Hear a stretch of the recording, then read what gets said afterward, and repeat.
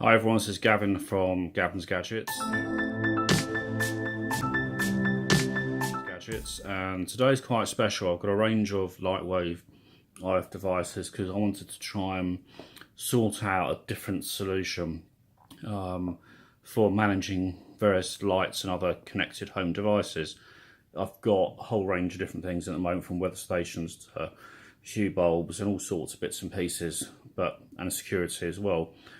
But Lightwave recently got updated, so now works with HomeKit, which is really important because I think HomeKit has one of the slickest interfaces. If you don't know about Apple HomeKit, if you've got an iPhone, an iPad, that sort of stuff, you connect your connected devices and Apple provide an interface themselves where you can control everything. So what's really nice, if you open this, it shows you from your sort of Link Plus device here that you can actually monitor energy use, you can lock devices, control when you're away from home, check status and schedules, all sorts of things, and set scenes. But actually, let's just have a look at what you get in this box. So for the very first time, I'm just going to open this up. I'm going to get a little knife here and cut this open to show you. It does say on the back here all the various things that you can do. You can see what the app looks like, but again, once you've connected this once and you're in, you've literally got your Apple HomeKit. So you've got basically the hub, as I would call it. That's just to actually set it up, and it comes with this bit of protective material there, and some feet. You can mount this on the wall, but that's quite handy. And you've got micro USB and the Ethernet cable there. So in the box, what else do we get in the box? Well, that's quite handy. So what they've done here, I don't know if you can see that,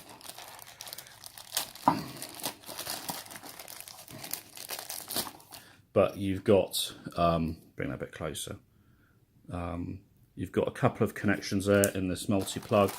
You've got the micro USB cable. Now what I did do, because my plug is quite a far distance away from the router, I got this really long micro USB cable and so forth. You get an Ethernet adapter, you've got the UK plug, you've got European plug, and I'm going to have to be discreet there, but there's a code in there for setting up for the HomeKit, and there's a whole sort of instructions here, shows you how to do it. I actually have set this up, so I've got one of these hubs ready, and it's very, very easy to do, and there's some other bits and pieces, and this has all recently been updated as well, which makes it even better. So anyway, so that is one part of the system. I'm now going to show you some other bits as well, because it's all very exciting. And this is the power sockets. This is what I like, and especially in the UK, I don't think there's any options really for products like this in the UK on the HomeKit. These obviously work on Alexa and Google as well. So look at this, and this is really nice.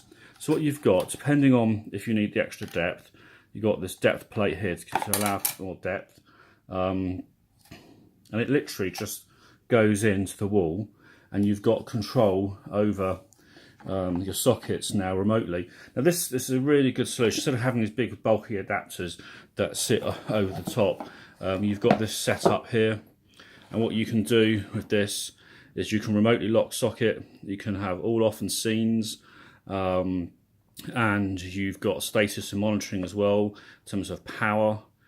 It's got an app to control it, and you can do that with the Apple HomeKit as well.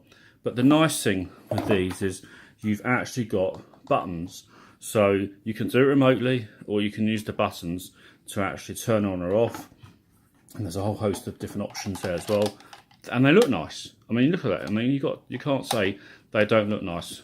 So that is definitely a lovely piece of kit. Now, what about sort of home monitoring, home energy? Well, you've also got aspects here for going onto your radiator valve, and I'll just show you what this looks like. Just open the box. So I've opened the box, but just quickly we'll take a look at the rear. So the radiator valve allows you remote control of a radiator. Pretty obvious, eh? And you can do adjustments in real time or independently as well. And the idea is that it all connects nicely and you should start saving some energy. So what you get in the box, you get a couple of adapters here. This is the actual unit itself. And you can see it's vented. Very, very straightforward, very, very simple.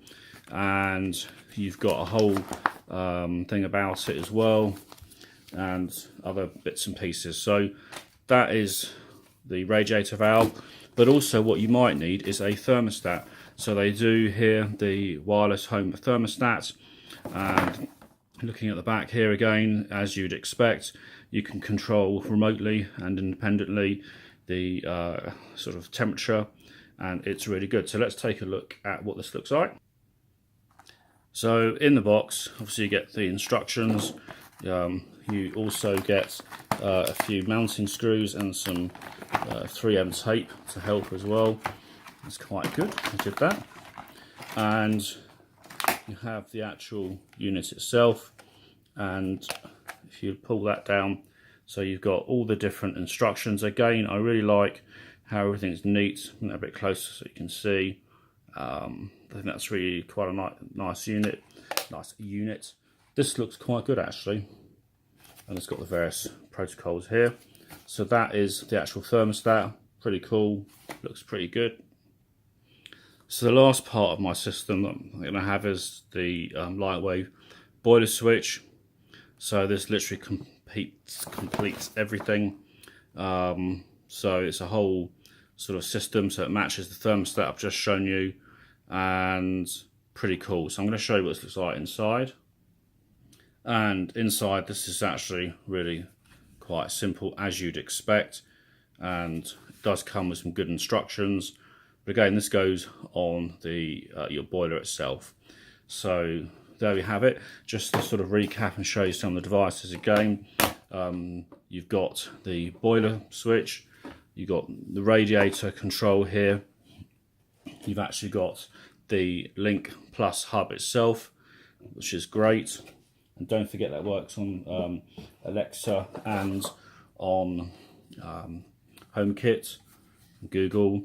And you've got the two-way plugs here. They also do dimmer switches and a whole range of other bits and pieces. So I'm just going to start by trying these particular devices out. I have tried a few products, and I was quite impressed by what I actually got to see working. And you know, it's nice that you can have dimmers, switches, because the advantage of having physical switches is that anyone that doesn't like connected devices doesn't have to find a phone, doesn't have to have a hub, doesn't have to a talking hub like a Google Home or your Apple Watch or your phone nearby. You can actually just press the switches to turn lights on, and that can be frustrating for some people that aren't into this home stuff. So this is why I like what Lightwave have done. They've taken the modern approach and actually made the switches the ones that are connected to your system. Anyway, this is Gavin from Gavin's Gadgets. If you've got any questions on these, please let me know, and I'll catch you guys soon. Bye for now.